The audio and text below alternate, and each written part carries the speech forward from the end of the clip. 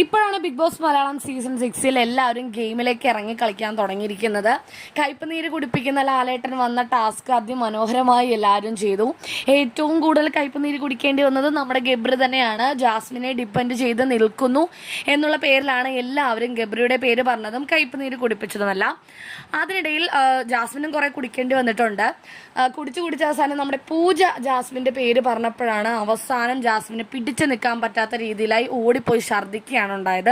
പലരും തൊണ്ടയിൽ കൈവച്ചിട്ട് തടയിക്കൊണ്ടും തിരുമ്മിക്കൊണ്ടൊക്കെ ഇരിക്കുന്നുണ്ട്.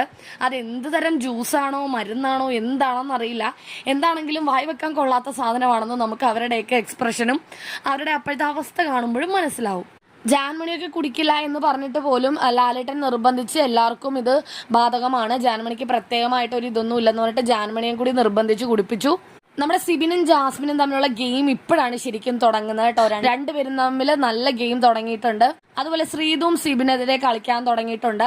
അപ്സരയും ഋഷിയും തമ്മിലുള്ള ഗെയിം വളരെ മികച്ച രീതിയിൽ അങ്ങോട്ടും ഇങ്ങോട്ടും നല്ല ടൈറ്റ് ആയിട്ട് പോയിക്കൊണ്ടിരിക്കുകയാണ്.